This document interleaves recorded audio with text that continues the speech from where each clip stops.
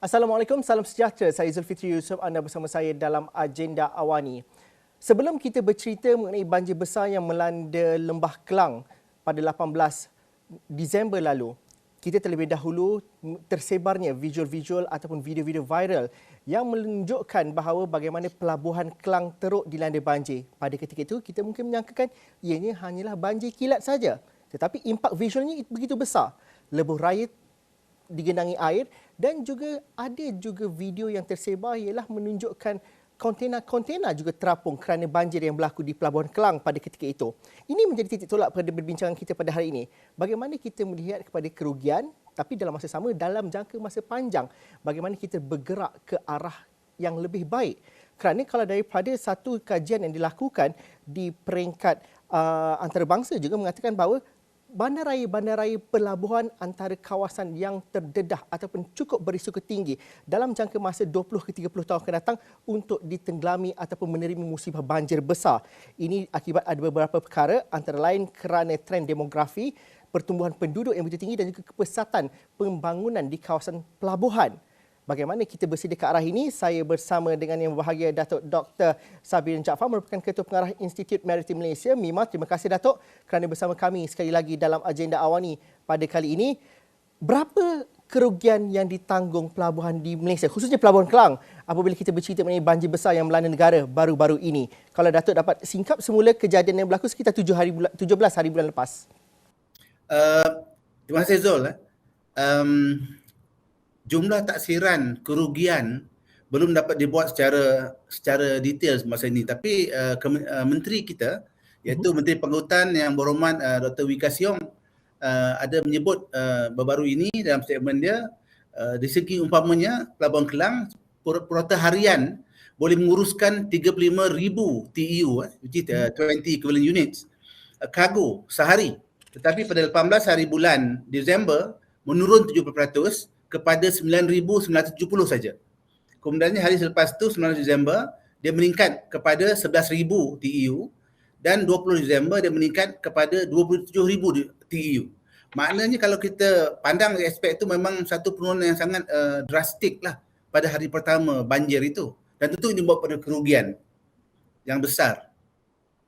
Apa kerugian-kerugian lain kalau kita dapat fahami Datuk? Kerana saya ingat lagi kalau 17 hari bulan tu apabila visual tu viral ditunjukkan oleh kebanyakan mereka ialah pekerja-pekerja pelabuhan, brother-brother lori yang membawa lori yang menunjukkan gambar Pelabuhan Kelang pada ketika itu banjir, yang kita rasakan banjir kilat pada ketika itu. Apa kerosakan yang ditafsirkan ataupun impak berantainya banjir yang berlaku pada baru-baru ini? Yang ini perlu kita fikirkan secara mendalam lah. Pertama, fungsi pelabuhan ni ialah untuk mengimport barangan, juga mengeksport barangan. Jadi apabila berlaku keadaan di mana banjir berlaku, memutuskan infrastruktur, umpamanya pelabuhan ni memang ada air lah, dia pelabuhan kan, tetapi daripada pelabuhan nak bawa kepada pengguna ini, kita ada apa yang dikatakan logistik multimodal ni. Sebab tu dia daripada maritim, darat, udara ya. Sekarang ni kalau kita nak bawa kargo kita dari pelabuhan, kata di Kuala Lumpur, tiba-tiba highway putus sebab banjir.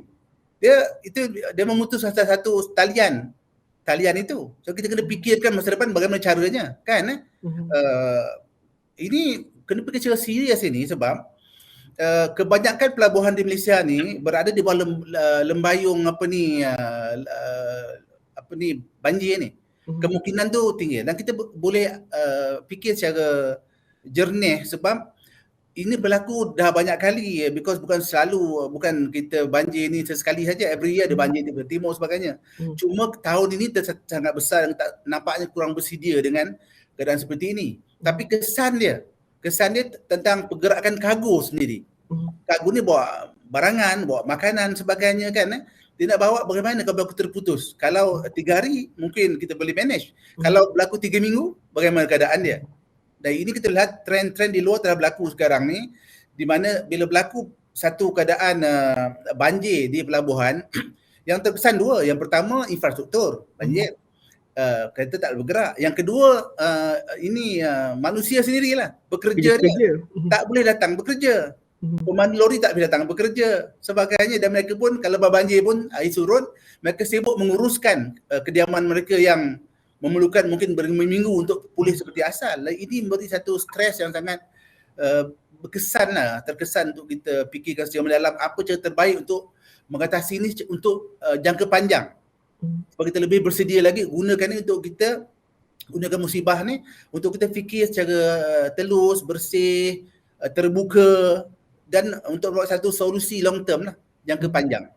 Datuk, kalau dilihat kepada banjir yang berlaku pada minggu lepas, adakah ianya menjejaskan keuntungan bersih untuk pelabuhan? Kerana seperti mana Datuk katakan tadi, sudah pasti kalau kita melihat kepada apa yang dikatakan oleh TEU itu, ianya menurun pada hari kejadian banjir berlaku. Tapi untuk jangka masa panjang, adakah kejadian beberapa hari itu memberikan impak secara keseluruhannya kepada keuntungan pelabuhan, Datuk? Saya lihat memang ada jelas umpamanya macam transport, itunya gunakan kontainer, lori sebagainya.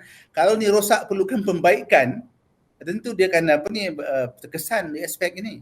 Dan kalau pelabuhan punya struktur pun ataupun logistik pelabuhan tidak begitu mantap macam asal, jadi kapal yang datang pun tak dapat untuk menurunkan ataupun memunggah barang mereka ikut masa yang cekap lah, yang cekap. Jadi itu yang kita kena fikirkan. Dia panjang dari masalah talian ini ya. Sebab ikut pada kajian 95% daripada perdagangan dunia ni bergantung kepada maritim. Dan maritim itu dia akan pergi kepada pelabuhan dan pelabuhan itu pergi kepada darat. Jadi bila satu unsur telah pun terhenti, disambung pula dengan elemen lain umpamanya jalan raya, yang kereta api, yang tenggelam. Dan ini memberi kesan yang sangat mendalam lah. Terutama kalau berlaku lama. Dan kita fikirkan ni, kalau kita fikirkan macam sekarang ni highway kita tenggelam air. Umpamanya itu yang berlaku highway kita, highway di Kuala Lumpur dan Kelang kan, tempat yang terputus. Jadi apa cara buat? Adakah perlu kita buat satu land bridge ke, atau perlu meningkatkan meningkatkan paras jalan supaya dia bebas daripada banjir di masa hadapan? Ini kena fikirkanlah. Walaupun dia mungkin belanja yang besar, kita juga kena fikir cara yang lain juga. Umpamanya kepantasan pergerakan ni. Bukan masalah dah. Umpamanya kena nak bawa kargo daripada Kelang pergi ke Pahang umpamanya. Tiba-tiba putus dekat Karak. Karak ya. Jadi bagaimana keadaan tu?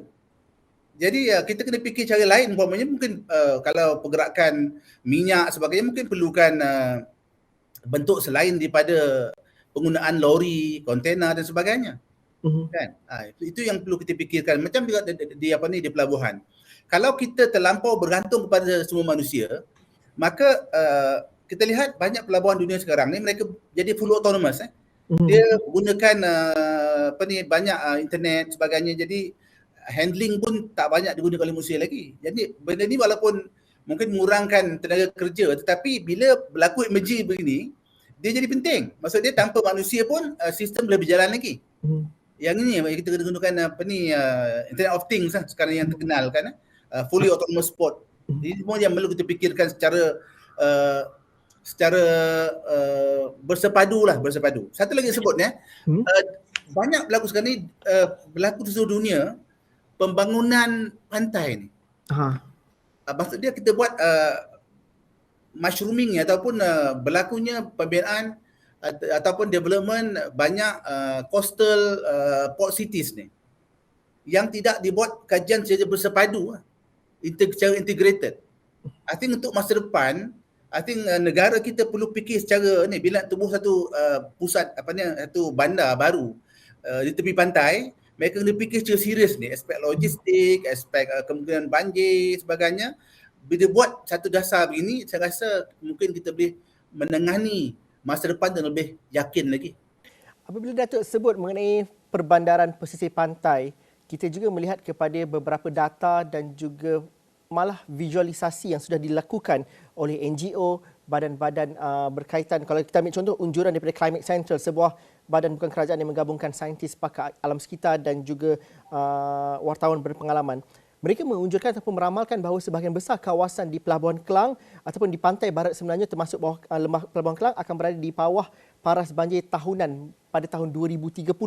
Dan juga kalau kita lihat, ini bukan angka yang saja-saja ataupun terpisah dengan realiti sebenar. Dalam beberapa kajian yang lain juga, apabila Datuk mengatakan tadi mengenai perbandaran pesisir pantai, itu juga digariskan oleh OECD antara lain yang mengatakan bahawa bandar-bandar pelabuhan ini yang berisiko besar berada dalam posisi ataupun kawasan banjir, selain daripada perbandaran yang tidak mengambil kira faktor alam sekitar, tapi mengambil kira juga dengan kenaikan air laut akibat climate change dan juga perubahan monsun, perubahan iklim dan juga perubahan ribut dan sebagainya. Jadi sesuatu perkara perlu dilakukan dengan secara menyeluruh. Bagaimana Datuk melihat bahawa adakah kita berada dalam situasi yang betul untuk menghadapi ancaman-ancaman ini, kerana realitinya juga di satu kawasan lain di beberapa buah negeri kita masih lagi menambak laut. Pada pandangan Datuk bagaimana? Saya melihat kan kita tak boleh menyekat pembangunan. Tapi bagaimana kita menguruskan pembangunan tu? Kita lihat macam kita buat pelabuhan. Kita tahu pelabuhan tu di kawasan yang rendah. Kita buat umpamanya untuk mengelak kita buat tebatan laut mengatakan satu tebatan untuk menghalang ombak masuk, boleh mengempas kapal sebagainya. Jadi secara manusia, tapi pandang keseluruhan ni yang satu isunya. Macam saya rasa terdapat satu kelemahan tidak menghubungkan pembangunan di pelabuhan ni dengan mainland. Mereka fikir pelabuhan ni pelabuhan laut saja, tapi tak terlibat dengan jalan raya sebagainya. Sebab tu kami pernah membuat lawatan di beberapa pelabuhan di Malaysia, kajian MIMA ni, kita melihat kadang-kadangnya pihak yang menjaga isu jalan raya membiarkan tempat tu banjir berpuluh-puluh tahun walaupun pihak port telah pun mengatakan ini masalah kan. Jadi betul perlunya pemikiran cara bersepadu ni. Atau orang kita kan terpisah lah. Macam sekarang berlaku sekarang ni betul-betul banjir secara meluas sekarang ni. Sekarang kita fikir sekarang tadi kita buat contoh macam dalam minyak tak dapat transfer daripada katalah Port Klang sampai ke di pantai timur umpamanya. Apa cara dia? Atau ke Shah Alam sekalipun Datuk kalau ada banjir. Apa cara je? Kemungkinan kita perlu buatkan satu pembetung ke atau kita membuat cara-cara lain macam kita menghantar gas umpamanya. Jadi jarak tu boleh diatasi dengan kecekapan dan kecepatan pergerakan kargo itu. Satu sekarang trend sekarang ni kita lihat di luar, saya cakap perkawalan yang besar sekarang ni banyak melabur membina warehouse. Dia katakan inland ports. Maksud dia satu kawasan besar diletakkan segala kontainer ni. Tempat itu perlu dipilih supaya tempat tu tinggi. Jadi kita boleh store, letakkan kargo banyak situ untuk tempoh yang panjang. Kalau berlaku musibah seperti ini lagi berulang, jadi kita terjamin di aspek pergerakan itu. Dan warehouse ini perlu dibuat di banyak tempat lah. Boleh cater keperluan Lembah Kelang atau di Melaka atau Negeri Sembilan, Perak dan sebagainya. Jadi ini satu pemikiran baru. Kita lihat banyak keuntungan yang dibuat apabila mereka mengadakan inland ports ini. Lepas dia kapal cuma datang ke pelabuhan, ditransfer ke inland ports, bukan lagi warehouse atau gudang yang berdekatan dengan kawasan yang purun berbanjir juga.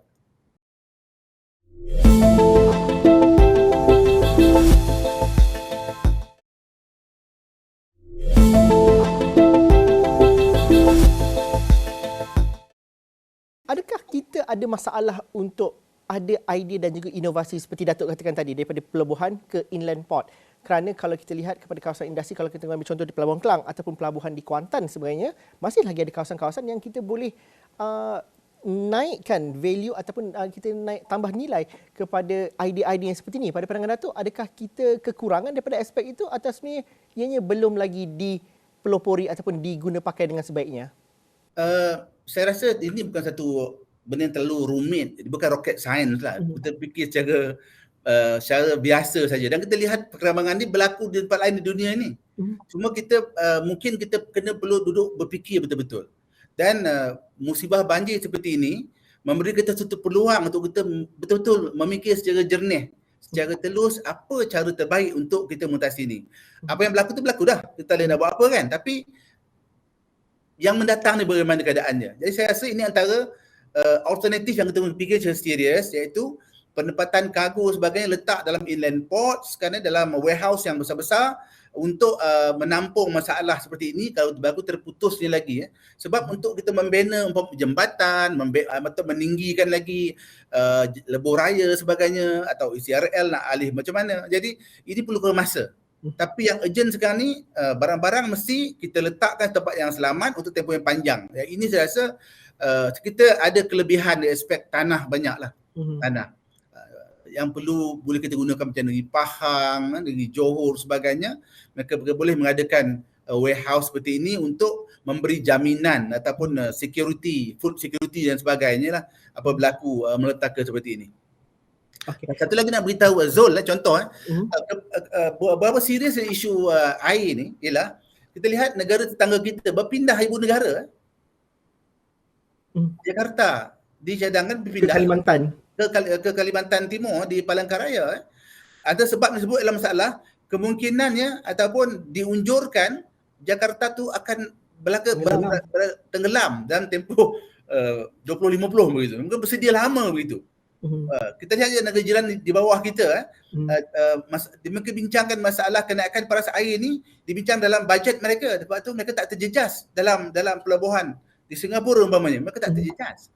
Sebab tu saya rasa kita perlu pembangunan yang long term lah, yang panjang, bersedia menghadapi kemungkinan ini. Datuk, perancangan masa depan tu penting dan juga harus dilakukan dan juga diimplementasikan dengan sebaik mungkin. Tapi apabila kita mengatakan bahawa contoh negara lain, ada sebuah negara yang sering diberikan satu modul ataupun menunjukkan modul yang terbaik dalam pada mengawal ataupun menguruskan banjir, tetapi dapat lagi menguruskan sistem pelabuhan dengan begitu cemerlang. Belanda contohnya. Mungkin ada sesuatu, ini bukannya mereka lihat sekarang, tapi inovasi itu sudah wujud ataupun sudah dilakukan sejak dahulu lagi. Mereka sudah merancang sampai ribuan tahun. Mungkin dengan kepakaran Datuk dan segi pengetahuan Datuk, mungkin dapat Datuk kongsikan apa yang kita dapat pelajari dari negara seperti Belanda. Ataupun Datuk katakan tadi, tak jauh pun jiran kita di Singapura pun kita boleh contohi. Di mana kita mahu bergerak sekarang ini? Kerana tidak keterlaluan kalau dikatakan bahawa kita memisahkan ataupun kita melihat satu masalah itu secara silo dan tidak menggabungkan secara holistik. Pada pandangan Datuk bagaimana? Apa yang kita boleh pelajari daripada Belanda contohnya? Saya tertarik Zul bila dia bawa contoh Belanda tadi. Belanda ni memang negeri bawah paras laut. Tapi kita belajar sejak sekolah rendah lagi, cerita Belanda ini membuat dike sebagainya untuk memantau keadaan air. Dan sekarang ni macam Port Rotterdam, dia port antara yang paling maju di dunia ya. Jadi itu yang kita, peringkat memang ni kita buat kajian, tapi kita pulang ke kerajaan untuk mengambil kajian kami ataupun cadangan kami. Mereka ada mungkin cara tersendiri dalam mengatasi ni lah, yang kita di luar daripada kuasa MIMA umpamanya. Tapi kita nampak benda ni satu benda yang besar. Bila berlaku banjir itu kita terpaksa fikir jauh ke depan. Jadi cara bagaimana itu kita serah kepada pihak yang berkuasa lah untuk memikirkan, dan contoh dah berlaku sekarang ni, dah berlaku depan mata. We have to think differently now. Dan kita kena terima hakikat yang benda ni akan berlaku berterusan, dan apa yang berlaku sekarang pun dia bukan berlaku sekaligus tu, dia berperingkat ya. Jadi isu elemen environment kan, pengurusan air, alam sekitar, ramalan cuaca sebagainya, semua sekali kena holistik lah. Termasuklah yang kita fikir sekarang itu cuma masalah menyelamatkan manusia, pembersihan rumah kawasan selepas ni. Tapi yang long term tu yang kita perlu penting, yang boleh memberi satu security, satu perlindungan yang lama kepada negara kita, dan mengunjurkan kelicinan dalam penghantaran kargo yang membawa makanan, barang-barangan untuk tempoh yang lama. Dan ini kita fikirkan. Malaysia ini sebenarnya walaupun semenanjung, dia pulau juga ni. Jadi kalau diunjurkan Maldives, Mauritius akan berada di bawah air, Vanuatu umpamanya in 2050, so kita kena fikir macam tu juga. Dan ni maksudnya this a wake up call untuk kita tengok banjir ni mungkin hikmah untuk kita fikir lebih serius, bersatu padu, jangan salah menyalahkan. Jadi kita ambil semua pendapat, kita fikir untuk kebaikan negara kita. Anak cucu kita ni dia pergi jauh ke depan, bukan setakat ini aja. Datuk, mungkin dapat diceritakan juga apabila kita bercerita mengenai banjir yang berlaku pada kali ini, kita banyak bercerita mengenai masalah dan juga hal-hal yang berkaitan dengan pelabuhan sebentar tadi, cerita pasal kargo, food security dan sebagainya. Namun kalau kita cerita pasal maritim di Malaysia ini, ia berhubung kait juga dengan perikanan. Itu aktiviti perikanan dan juga ekonomi contohnya. Dan juga aktiviti pelancongan dalam masa yang sama. Dan ini turut terkesan akibat banjir yang berlaku pada baru-baru ini. Bagaimana kita melihat impak banjir itu walau ianya menyeluruh dan juga bagaikan tidak ada yang tidak terkesan akibat banjir pada kali ini kalau dalam aspek industri maritim? Jelas sekali. Macam perikanan nelayan, hampir kesemua nelayan duduk di pesisir pantai. Malah yang nelayan sungai pun pun terkesan baru-baru ni kan, bila sungai melimpah. Jadi bila mereka tak selamat, mereka tak keluar tangkap ikan. Dan supply akan berkurangan, tak sampai kepada pasar kan. Jadi yang tu kita fikirkan. Pelancongan. Siapa nak pergi di musim banjir di tempat tepi laut? Jadi ini contoh banyak yang viral gambar-gambar tempat pelancongan di kawasan yang tinggi lah macam Ulangat pun terjejas juga. Tak sangka banjir datang daripada atas gunung kan. Jadi ini dia memang ada kesan dia bila berlaku bencana ni, kesan dia bukan kepada ni, dia terbang keseluruhan sekali. Jadi yang pentingnya untuk yang perikanan tadi, dia ni food security lah. Memang negara kita ni, orang kita banyak bergantung kepada protein kepada hasil laut kan, ikan sebagainya kan. Dan untuk pelancongan, dan kebanyakan pelancongan di negara kita ni ialah di tepi pantai, orang suka pergi pantai. Tapi kalau di atas tempat sejuk, di atas bukit gunung pun, kalau laluan telah membanjir pun terjejas juga. Dan nobody wants to leave their home kalau mereka tak secure rumah mereka kan. Banjir naik sebagainya, ini kesan terus lah. Jadi in fact bencana banjir ni perlu dipikirkan secara betul-betul tulus lah dan bersih, berlapang dada kan, apa terbaik tu buat dia kan. Jangan tersalah menyalahkan, tapi kita fikir apa, kalau boleh kita boleh import apa yang berlaku di luar negara yang berjaya menguruskan isu bencana banjir dengan baik, namun kita boleh copy cara mereka tu. Tapi kita, of course, kita ada banyak jabatan yang rasanya perlu duduk betul semeja betul. Dengan dipengurusikan oleh pihak yang tertinggi lah, memberi arahan yang jelas perkara ini supaya apa yang berlaku ini memberi satu pengejaran dan iktibar yang baik untuk kita bergerak ke arah Malaysia yang lebih bagus dan lebih teratur lah. Datuk, mungkin terakhir sekali, kita ambil iktibar satu perkara, tetapi bagi mereka, pihak yang bertanggungjawab, ini adalah wake up call untuk melihat kepada isu banjir dan juga isu ekonomi secara menyeluruh. Di peringkat MIMA sendiri, apa wishlist Datuk contohnya? Mungkin ada gerak kerja ataupun kerangka yang perlu ditambah baik, yang melibatkan kepada dengan melihat dan juga meneliti ancaman climate change, ancaman kenaikan aras laut ini secara lebih serius. Kerana kalau dari segi tindakan, adakah itu sudah berlaku sekarang ini? Adakah kita benar-benar serius memikirkannya bersama, ataupun kita masih lagi memandang kalau isu banjir di pelabuhan, ianya masih lagi silo ataupun terletak dalam satu kementerian ataupun agensi yang lain, walaupun kesan dan juga impak itu berantai secara keseluruhan. Apa hajat Datuk yang terbaik ataupun solusi terbaik yang dapat dilakukan sebenarnya? Ya Zul, di aspek ini saya bersyukur lah MIMA ni, walaupun kita ditempatkan di bawah Kementerian Pengangkutan, tapi penubuh asal di bawah Jabatan Perdana Menteri, kami banyak hubungan dengan lain-lain kementerian. Umpamanya kalau environment tadi, kita ada satu pusat environment yang mantap, dan kita ada collaboration yang pantas dan yang begitu mantap dengan Kementerian KASA lah, KASA. Macam isu pelabuhan dan sebagainya, kita memang di bawah Kementerian Pengangkutan. Jadi wishlist kita orang ni, kita buat kajian. Kami sekarang memang membuat kajian tentang pelabuhan, keperluan membuat pelabuhan baru sebagainya. Yang ini arahan daripada kementerian sendiri. Kemudian kita buat kajian dengan STS, ship to ship transfer, pelabuhan tengah laut ini, yang banyak memberikan hasil kepada negara. Ini juga terkaji jugalah. So MIMA yang saya ketuai, tim sini pun kita buat kajian yang menyeluruh sekarang ni, melawat banyak pelabuhan utama sekali untuk beri kajian mendalam. Dan bila berlaku isu banjir ni, ini satu agenda baru pula untuk kami tingkatkan, kami luaskan kajian itu bukan setakat kepada ekonomi, perkembangan ports, dia akan beri kepada isu yang kita bincang tadi, umpamanya integrated coastal lines, cities development sebagainya ini ya. Yang ini saya rasakan ini yang utama sekarang saya rasa. Maksudnya kita ada pemikiran baru, kajian yang disupport oleh kajian yang mantap mengenai keperluan perkara ini. Dan kita perlu dapatkan data yang betul-betul mantap, yang terkini untuk kita persembah kepada kerajaan untuk mereka membuat keputusan. Okey, baik. Harapnya itu yang berlaku kerana kita menunggu kepada gerak kerja dan juga solusi kepada yang lebih menyeluruh dengan menganalisis dan juga mengenal pasti realiti sebenar alam, realiti sebenar ancaman bencana dan sebagainya. Terima kasih Datuk kerana sudi bersama kami dalam agenda Awani pada malam ini. Demikian tadi Datuk Dr. Sabirin Jaafar merupakan Ketua Pengarah Institut Maritim Malaysia MIMA. Kita bercerita mengenai impak banjir kepada sektor maritim. Sekian saja agenda Awani untuk malam ini. Jika ada pandangan, cadangan ataupun mungkin perspektif anda, teruskan bersama kami di platform digital kami astroawani.com. Sekian saja. Assalamualaikum dan salam sejahtera. Kita jumpa lagi.